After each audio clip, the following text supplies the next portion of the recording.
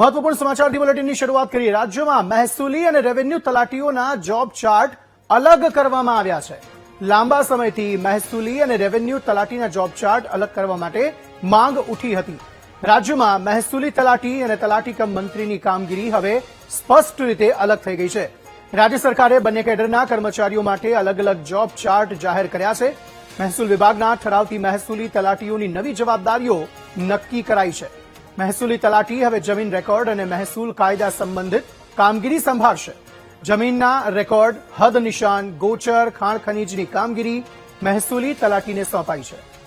સંવાદદાતા મેહુલ વધુ માહિતી આપી રહ્યા છે। મેહુલ, જણાવશો શું વધુ વિગતો?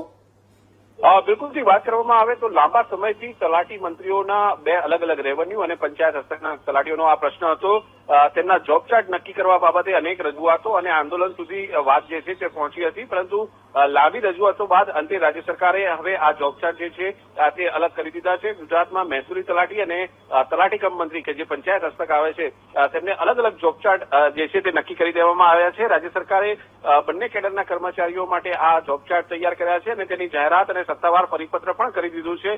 મહેસૂલ વિભાગના ઠરાવથી મહેસૂલી તલાટીઓને નવી જવાબદારીઓ જે સોંપવામાં આવી છે તેમાં મહેસૂલ, જમીન રેકોર્ડ અને મહેસૂલ કાયદા સંબંધિત કામગીરી સંભાળશે। જમીનના રેકોર્ડ, હદ નિશાન, સરકારી જમીન, ગૌચર, ખાણ ખનીજ અને જમીન દબાણ અંગેની જે કામગીરી છે તે પણ મહેસૂલી તલાટીને સોંપવામાં આવી છે। જ્યારે પંચાયત હસ્તકના જે તલાટીઓ છે તેમને પંચાયતના વિકાસ કાર્યો, જન્મ મરણ નોંધણી, વિવિધ પ્રમાણપત્રો અને ગ્રામ વિકાસની કામગીરી જે છે તે સોંપવામાં આવી છે। વિસ્તૃત વિગતો સાથેના પરિપત્રો રાજ્ય સરકારે જાહેર કરી દીધા છે। જી મેહુલ, આભાર સમગ્ર માહિતી આપવા માટે।